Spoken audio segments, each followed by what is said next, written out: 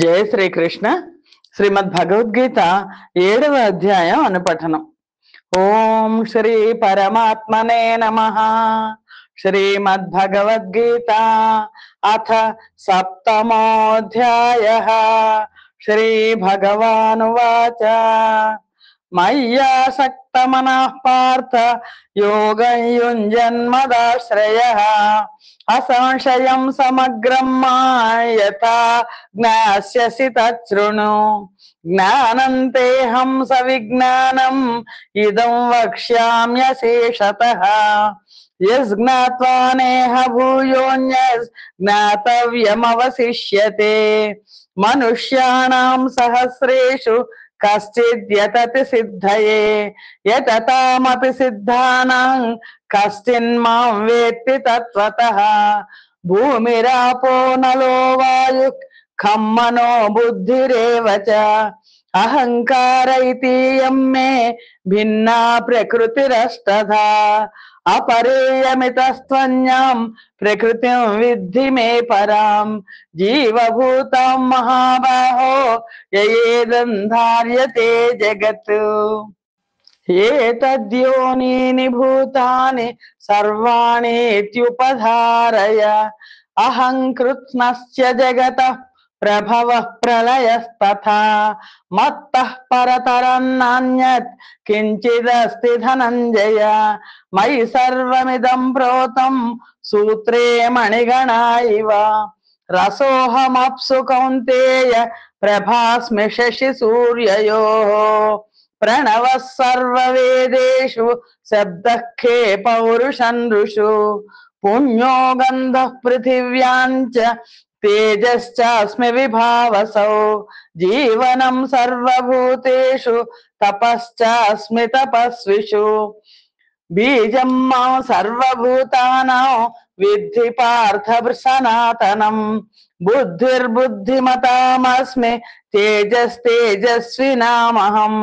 బలం బలవతా చాహం కామరాగ వివర్జితం.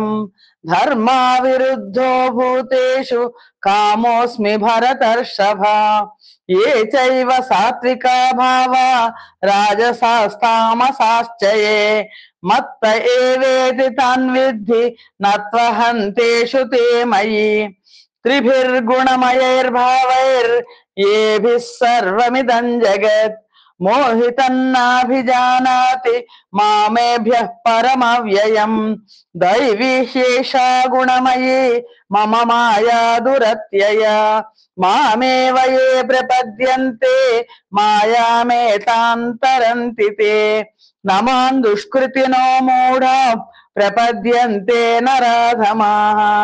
మాయయాపహృత జ్ఞాన ఆసురం భావమాశ్రితాః. చతుర్విధా భజంతే మాయ్ జనా సుకృతినోర్జున. ఆర్తో జిజ్ఞాసురర్థార్థి జ్ఞానే చ భరతర్షభ.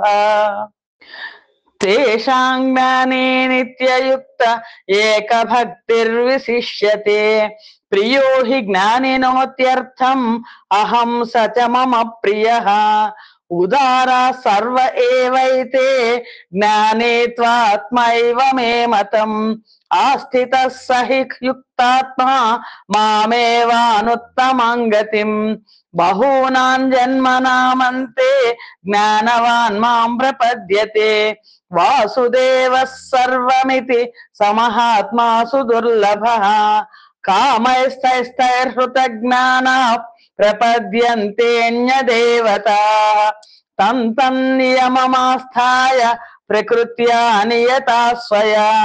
యో యో యాన్తనుం భక్తః శ్రద్ధయార్చితుమిచ్చతి.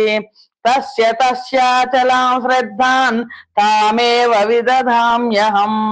సతయా శ్రద్ధయా యుక్తః తస్యారాధనమీహతే. లభతే చ తతః కామాన్ మయైవ విహితాన్ హితాన్. అంతవత్తు ఫలం తేషాన్ తద్భవత్యల్పమేధసాం. దేవాన్ దేవయజో యాంతి మద్భక్తా యాంతి మామపి. అవ్యక్తం వ్యక్తిమాపన్నం మన్యంతే మామ బుద్ధయః.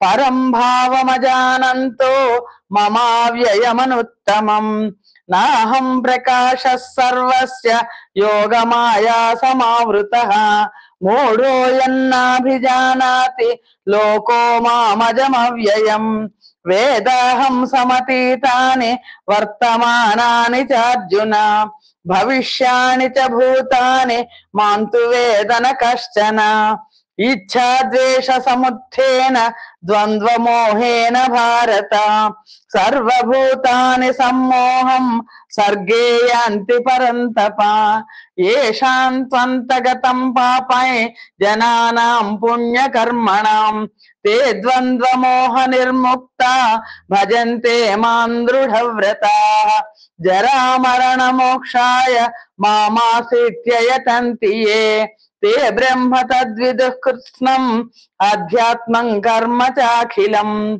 साधिभूताधिदैवं मां साधियज्ञं च ये विदुः प्रयाणकालेऽपि च मां ते विदुर्युक्तचेतसः ఓం తత్సదితి శ్రీమద్భగవద్గీతాసు ఉపనిషత్సు బ్రహ్మ విద్యాయాం యోగశాస్త్రే శ్రీకృష్ణార్జున సంవాదే జ్ఞాన విజ్ఞాన యోగో నామ సప్తమోऽధ్యాయః.